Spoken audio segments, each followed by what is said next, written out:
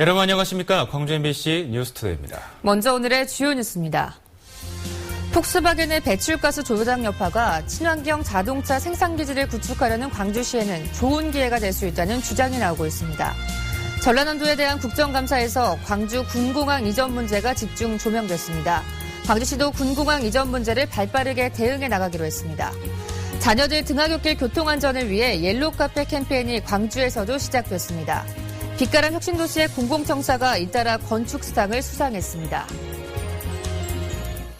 전 세계 자동차 시장을 뒤흔들고 있는 폴크스바겐의 배출가스 조작 여파. 환경 규제가 갈수록 엄격해지는 자동차 산업의 현실을 보여주고 있는데 친환경 자동차 생산 기지를 구축하려는 광주시에는 좋은 기회가 될 수도 있습니다. 한신구 기자의 보도입니다. 눈속임 차단 장치를 통해 자동차 배출가스를 조작한 독일의 폭스바겐. 수십조에 이르는 배상금과 벌금을 물게 됐는데 자동차 100만 대 생산기지를 꿈꾸는 광주시에 시사하는 바가 큽니다. 각 나라의 환경 규제가 그만큼 엄격해지고 있는 대표적인 사례여서 친환경 자동차에 대한 관심과 지원이 뒤따를 수 있는 좋은 기회이기 때문입니다. 기술은 현대에서 집중을 해야 되고요.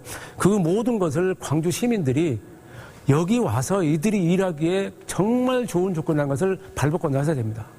현대기아차를 비롯한 국내 완성차 업계 역시 폭스바겐 사태를 계기로 화석연료에서 벗어나 전기차와 소차 등 미래형 자동차 개발에 더욱 박차를 가할 것으로 보입니다. 광주시는 자동차 산업밸리, 즉 친환경 자동차 기술 개발과 클러스터 구축을 통해서 미래를 선도할 핵심 기반을 갖춘다는 계획으로 국내 경쟁 도시보다 앞서가고 있습니다. 그렇지만 미래 친환경 자동차 기술 개발에는 많은 시간과 비용, 우수 인력이 필요한 만큼 정부 지원 역시 절실해지고 있습니다. 땅만 있으면 뭐합니까? 거기에 필요한 SOC를 깔고 또 소재와 부품을 생산하는 중소 중견기업을 유치하고 완성차 조립 라인도 깔아야 한단 말이에요. 그러려면 정부의 아주 큰 응원이 필요하죠. 다국적 자동차 기업의 관심은 이제 국가가 아닌 인적 물적 토대를 갖춘 도시로 향하는 만큼 그에 걸맞는 경쟁력과 토대를 갖추는 게 광주의 숙제로 남아 있습니다. MBC 뉴스 한신구입니다. 윤장현 광주시장이 신세계 특급 호텔을 계속 추진하겠다고 밝혔습니다. 일각에서 제기된 백지화 가능성을 일축하겠다는 의도로 보입니다. 광주복지재단 초대 대표로 내정된 엄기용 내정자에 대해서는 낙마 가능성을 시사했습니다. 김인정 기자입니다. 최근 암수술을 마치고 업무에 복귀한 윤장현 시장이 예고 없이 기자실을 방문해 현안에 대해 직접 입을 열었습니다. 윤 시장은 광주시와 신세계가 추진하던 특급 호텔 건립 사업이 백지화되는 것 아니냐는 관측이 일각에서 제기된 데 대해 그대로 추진하겠다는 의사를 재확인했습니다. 다만 최근 도면을 받아보니 생각보다 판매시설 면적이 커 협의하도록 했다고 밝혔습니다. 지역 현실을 봐서는 호텔과 또 면세점 좀 없고 필요하다고 저희들이 수건 사업이었던 것을 원칙으로 해서 그 안에서 서로 협의할 수 있는 것 협의해서 일이. 상권에 영향을 준다는 주변 중소상인들의 반발과 정치권의 반대 움직임을 의식한 것으로 해석됩니다. 신세계 측 역시 판매시설 면적이 넓은 편은 아니라면서도 검토하겠다고 밝혀 일단 특급 호텔 건립은 흔들림 없이 추진될 전망입니다. 다만 면세점 등 판매시설은 당초 계획 30%에서 소폭 축소될 가능성이 높아 보입니다. 한편 윤 시장은 최근 인사청문회에서 부적절 의견을 받은 엄기욱 광주복지재단 대표 내정자에 대해서는 청문회가 폼으로 있는 게 아니라며 낙마 가능성을 처음으로 시사했습니다. MBC 뉴스 김인정입니다. 빛가람 혁신도시의 공공청사가 잇따라 건축상을 수상했습니다. 나주시에 따르면 한국전력 신사옥이 대한민국 공공건축상에서 국토부 장관상을 수상한 데 이어 전력거래소와 한전 KPS 신사옥도 한국건축문화대상에서 국무총리상과 우수상으로 각각 선정됐습니다. 건축문화대상 시상식은 다음 달 5일에 열릴 예정입니다. 오늘 아침 출근길도 짙은 안개는 주의하셔야겠습니다. 현재 광주가 13.3도로 오늘 아침도 쌀쌀하고요. 한낮에는 26도까지 오르겠습니다. 나주 같은 경우는 일교차가 15도 이상 크게 벌어질 것으로 보입니다. 들쭉날쭉한 기온 변화에 감기 걸리지 않도록 체온 조절 잘 해주셔야겠습니다. 요즘 단풍 보러 산행들 많이 찾으시죠? 이렇게 알록달록 곱게 빛깔이 물드는 이유는 차고 건조한 날씨가 이어지면서 엽록소가 파괴되기 때문이라고 합니다. 이 시각 구름 영상입니다. 오늘 서해상에 위치한 고기압의 영향권에서 전국이 대체로 맑다가 오후부터 구름량이 늘어나겠습니다. 이 시각 현재 기온입니다. 나주 9도, 화순 10도를 가리키고 있고요. 한낮에는 어제만큼 오르겠습니다. 광주가 26도, 구례 27도가 예상됩니다. 날씨였습니다. 전남 지역에 설치된 CCTV 10대 가운데 5대는 차량 번호나 사람 얼굴 식별이 어려워 무용지물인 것으로 나타났습니다. 전라남도 국정감사에서 제기된 내용들을 최진수 기자가 보도합니다. 골목길은 물론 도로 곳곳에 설치된 CCTV. 14,000여 대의 CCTV가 전남에 설치되어 있습니다. 하지만 화질이 크게 떨어지는 130만 화소 미만의 CCTV가 46%에 이릅니다. 지역별 편차도 큽니다. 영암구는 200만 화소 이상 CCTV가 한 대도 없는 반면 무안구는 전체의 절반이 넘습니다. 통제하는 데 있죠. 종합통제관제소, 그렇죠? 통합관제센터 하고의 연계율을 보면 또 이 연계율도 상당히 또 낮습니다.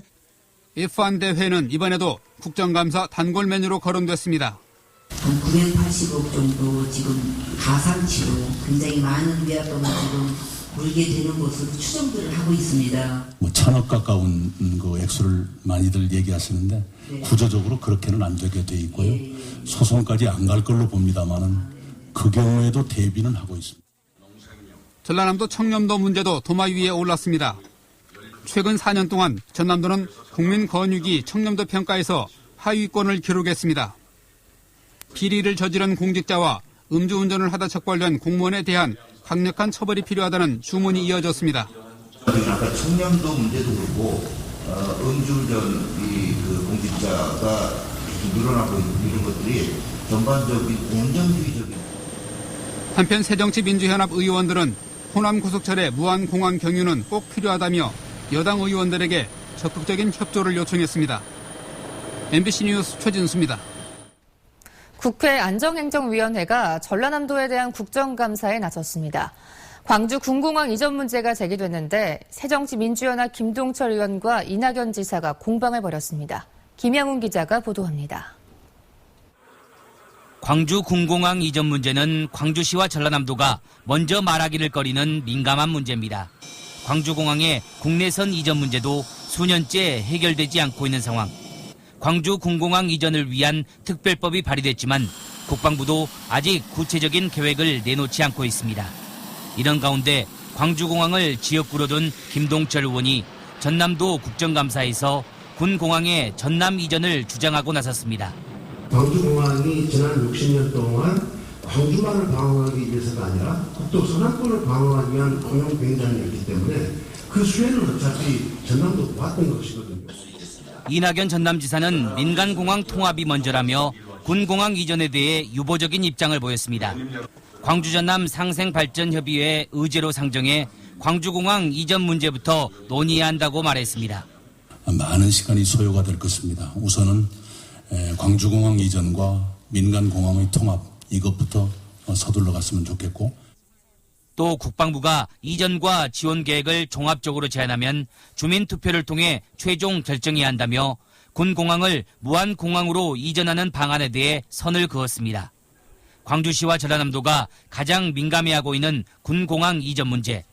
광주 지역 국회의원이 자신의 지역구와 관련된 민감한 사안을 전남도 국정감사에서 제기한 것이 적절한지 논란이 일고 있습니다. MBC 뉴스 김양훈입니다. 전남대학교 병원이 정규직 대신 무기계약직을 늘리면서 처우를 제대로 하지 않고 있다는 지적이 제기됐습니다. 정의당 정진호 의원의 국정감사 자료에 따르면 지난 2002년부터 3년 동안 전남대병원의 정규직 비중은 78.8%에서 76.4%로 줄었습니다. 반면에 무기계약직 비중은 2.5%에서 5%로 늘었습니다. 지난해 기준 전남대병원의 연평균 임금은 정규직이 5,067만 원, 무기계약직은 2,828만 원을 기록했습니다. 아무리 강조해도 지나치지 않는 게 자녀들 등하굣길 교통안전이죠.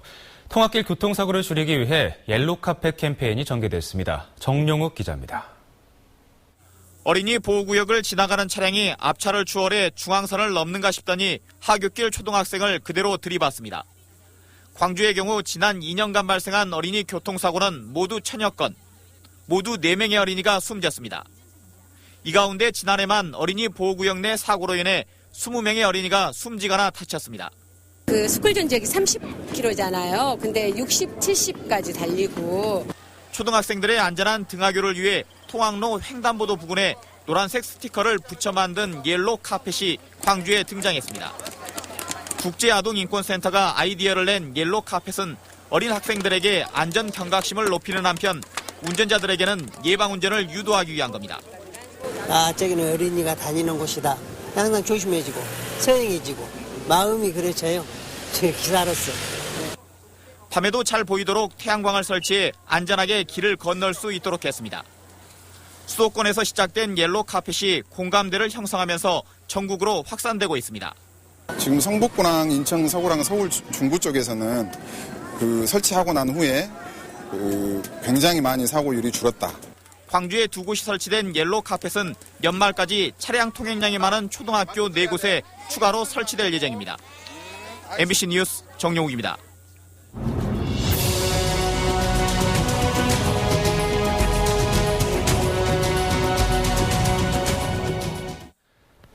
광주 MBC가 창사 51주년을 맞아 더불어 살아가는 즐거움을 조명하는 두 번째 순서. 이번에는 장애를 겪고 있는 사람들을 지역사회 일원으로 자리매김할 수 있도록 든든한 후원자 역할을 하는 곳을 다녀왔습니다. 송정근 기자입니다. 1981년부터 운영 중인 엠마우스 복지관입니다. 장애인 직업재활훈련 시설로 명성을 얻고 있는 곳입니다. 이곳을 통해 취업에 성공한 장애인들은 연간 120여 명. 무엇보다 스스로 해낼 수 있는 자립심을 키운 게 가장 큰 수확입니다. 훈련도 하고 포장 작업도 해요. 친구들 컴퓨터를 먹고 때문에 제가 대신 꽂아요. 장애인들의 자립과 인권보호, 삶의 질 향상이라는 결실을 거두기까지는 아일랜드 선교사인 촌노엘 신부와 자원봉사자들의 공이 컸습니다. 장애인과 그룹홈 공동생활을 하면서 비장애인처럼 생활할 수 있도록 지도 격려하고 자신감을 북돋아줬습니다. 그 친구들 저에게 바이바이 즉 자립, 자기들 이렇게 무엇인가 교육도 훈련받고 취직되어 갖고. 장애인 자립과 자활에 관심이 많은 이 커피숍도 자원봉사자의 역할이 큰 비중을 차지하고 있습니다. 서빙과 배달, 주방 업무까지 발달장애인 3명이 보조 업무를 도맡을 정도로 성장한 건 자원봉사자들이 시행착오에도 불구하고 맞춤형 교육을 하며 지속적인 관심과 격려를 보여준 게 컸습니다. 여기에서 많은 경험 속에 실패도 하고 또 실수도 하고 또 격려도 받고 한마디의 격려의 말 안에서 이 친구들이 생각이 커지고 경험이 커지고 꿈이 커지고. 광주에 거주하고 있는 발달장애인은 모두 6,300여 명. 아직도 어려움이 많지만 든든한 후원자들 덕분에 지역사회의 한 구성원으로 자리매김하고 있습니다. MBC 뉴스 송정근입니다. 세계 빛의 해를 맞아 2015 국제광산업전시회가 오늘부터 사흘간 광주 김대중 컨벤션센터에서 열립니다. 산업통상자원부가 광주시가 주최하는 제14회 국제광산업전시회에는 LED 조명을 활용한 5개 광고물 등 광산업 제품들이 650여 개 부스에 종합적으로 전시됩니다. 더불어 국내외 기업과 연계한 차세대 미래기술 체험관이 열려 관람객에게 색다른 볼거리를 제공하게 됩니다. 광주 평동 3차 산업단지 개발 사업이 본격화됩니다. 광주시에 따르면 평동 3차 산단 개발을 위한 특수 목적법인 설립 등에 관한 조례안이 오는 20일 광주시 의회를 통과하는 대로 보상 절차 등을 거쳐 올 연말쯤 착공에 들어갈 예정입니다. 3차 산단 개발은 기존 공영 방식이 아닌 민자 유치 사업으로 추진되며 광산구 연산동 일대 175만 제곱미터를 1, 2단계로 나눠 2019년까지 조성될 예정입니다. 평동 3차 단지는 광주 전남 혁신도시 인근에 위치해 에너지밸리와 자동차 부품 제조업체 입주에 최적의 조건을 갖췄다는 평가를 받고 있습니다. 삼국시대 가마터인 나주 오량동 요지에서 공방으로 추정되는 건물터가 확인됐습니다. 국립나주문화재연구소는 지난 3월부터 진행된 발굴조사 결과 가마가 밀집된 지역의 동쪽에서 배수구와 기둥구멍을 갖춘 유구가 발굴됐고 이 유구로 볼 때 옹관 제작과 관련된 공방이 있었을 가능성이 크다고 밝혔습니다. 연구소는 오늘 현장에서 설명회를 열고 유적을 공개할 예정입니다.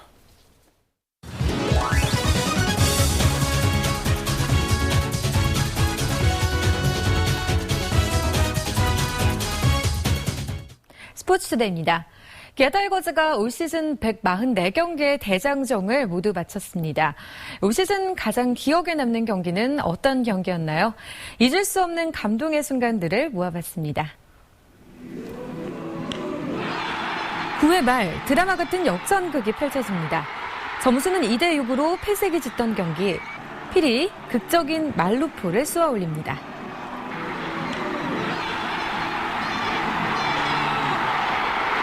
필의 말루포로 순식간에 6대6 동점. 롯데 마운드는 흔들렸고 기아는 다시 말루 기회를 잡습니다.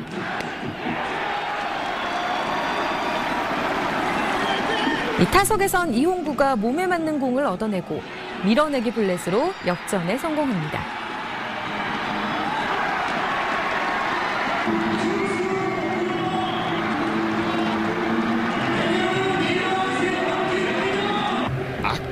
김원섭의 끝내기 홈런도 올 시즌 잊지 못할 감격의 순간 중 하나죠.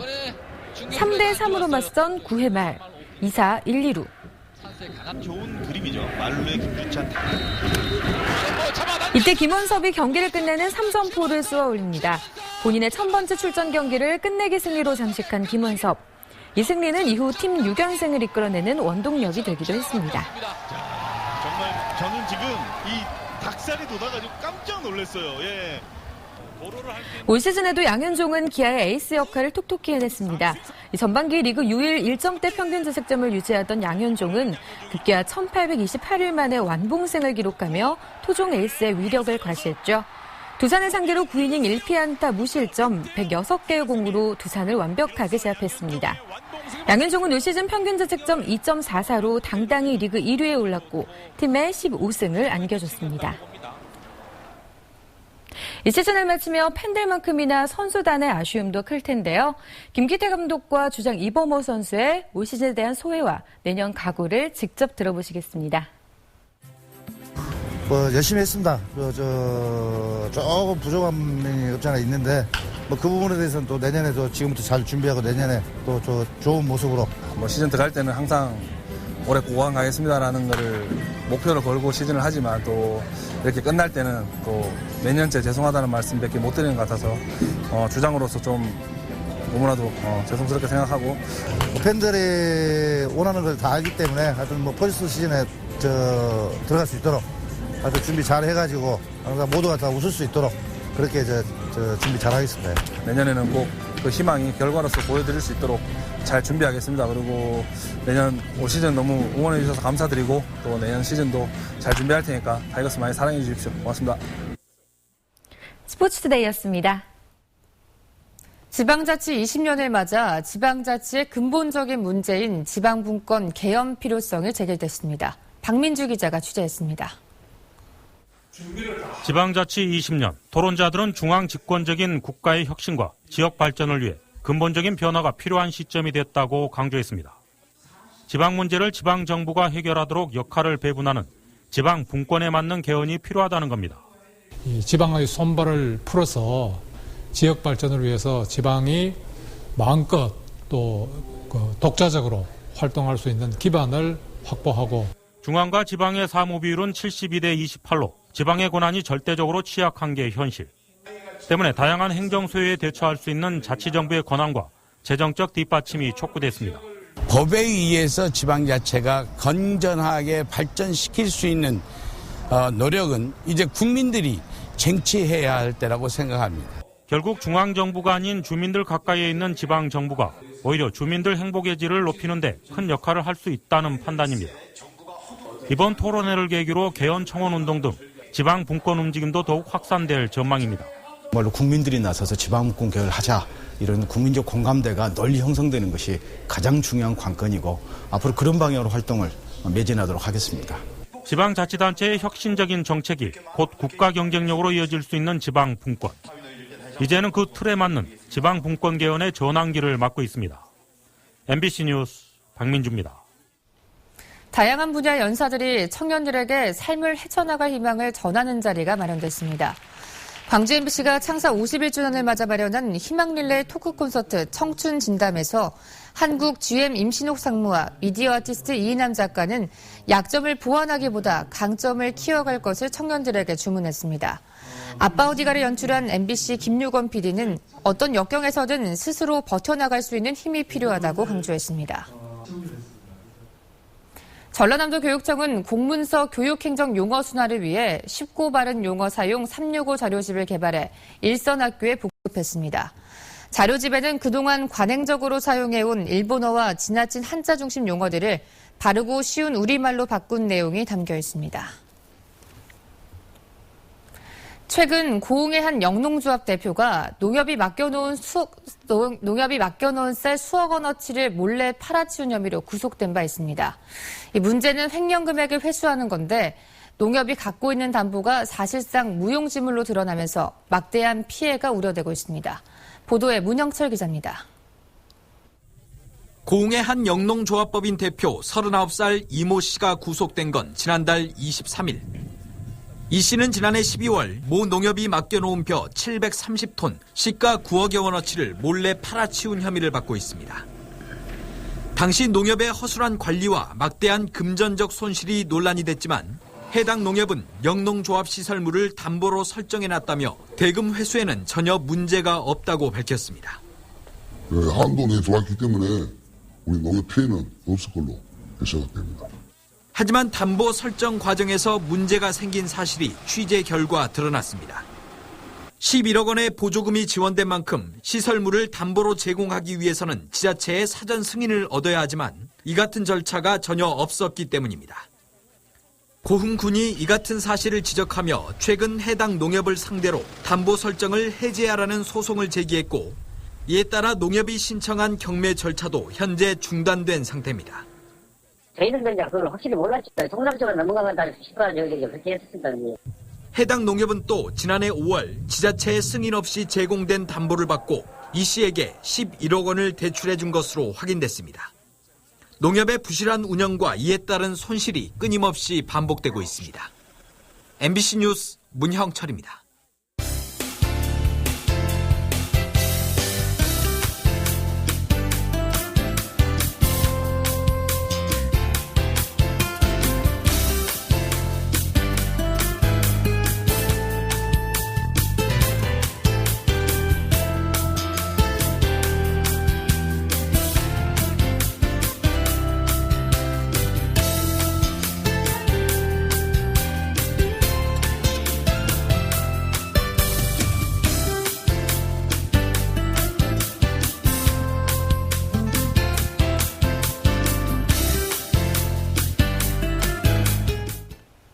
오늘 출근길에도 안전 운전하셔야겠습니다. 밤사이 복사냉각 현상 때문에 기온이 떨어지면서 현재 안개가 짙게 드리워져 있습니다. 고흥의 가시거리가 90m로 시야가 가장 좁혀져 있고요. 구례 100m, 곡성 200m를 나타내고 있습니다. 오늘도 차간 간격 넉넉히 두고 안전 운전하셔야겠습니다.